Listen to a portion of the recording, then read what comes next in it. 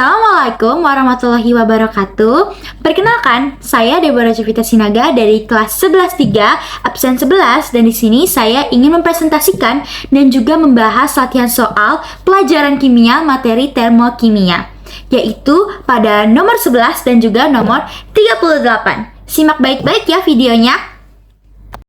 Nomor 11, perhatikan diagram energi berikut. Hubungan yang benar dari diagram energi tersebut adalah, untuk mengetahui jawaban dari soal ini, kita harus tahu dulu nih teori dasar dari bentuk diagram energi tersebut, yaitu melalui hukum Hess, yang dimana dikemukakan oleh Germain Henry Hess 1840, di mana entalpi itu adalah fungsi keadaan. Artinya, perubahan panas atau kalor dari suatu reaksi hanya bergantung pada keadaan awal dan juga keadaan akhir dari reaksi tersebut.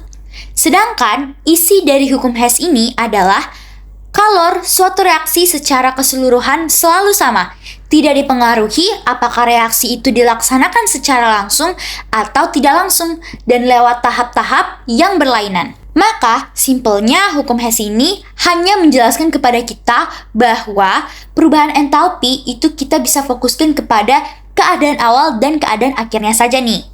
Sesuai dengan diagram energi tersebut, kita bisa membentuk gas karbon dioksida melalui persamaan gas karbon direaksikan dengan gas oksigen. Atau senyawa karbon dioksida bisa juga kita bentuk melalui beberapa tahap reaksi kimia, yaitu bisa melalui dari reaksi gas karbon direaksikan dengan gas oksigen, kemudian kita ke tahapan bagian reaksi gas karbon monoksida direaksikan dengan setengah gas oksigen, baru membentuk gas karbon dioksida. Simpelnya, kita bisa anggap saja perubahan entalpi pertama itu 5 satuan. Nah, perubahan entalpi kedua itu 2 satuan. Jika kita ditanya berapa satuan dari perubahan entalpi ketiga, nah, sesuai dengan hukum Hess, berarti 5 itu kan sama dengan perubahan entalpi kedua dijumlahkan dengan perubahan entalpi ketiga.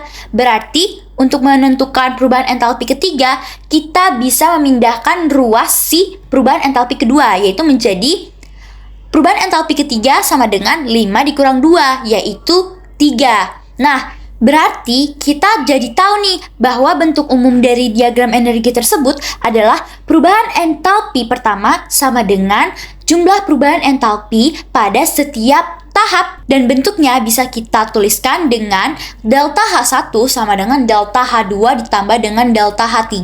Dan jika kita lihat dari pilihan ganda, mungkin kita tidak menemukan bentuk yang sama persis. Namun jika kita lihat lagi di pilihan yang C, itu bentuknya sama dengan bentuk umum yang telah kita temukan. Lalu, mengapa pilihan yang lain salah? Nah, dari persamaan yang tadi kita telah temukan, kita bisa menentukan jumlah atau persamaan dari delta H2 dan juga delta H3. Nah, jika kita ingin menentukan delta H2, berarti H3-nya pindah ruas, yang dimana artinya delta H2 itu sama dengan delta H1 dikurang delta H3. Sedangkan jika kita ingin menentukan delta H3, berarti yang pindah ruas itu adalah delta H2. Artinya delta H3 sama dengan delta H1 dikurang dengan delta H2. Nah, karena di persamaan A, B, D, dan E itu salah semua, beda semua, artinya jawaban yang paling tepat hanyalah C. Oke, sekarang kita akan lanjut ke nomor 38. Simak baik-baik ya penjelasannya. Nomor 38, reaksi berikut yang perubahan entalpinya setara dengan energi ionisasi belerang adalah. Untuk menjawab pertanyaan tersebut, kita harus tahu nih, apa itu energi ionisasi? Nah, energi ionisasi adalah energi yang diperlukan untuk melepas satu elektron yang terikat paling lemah dari atom yang terbentuk gas.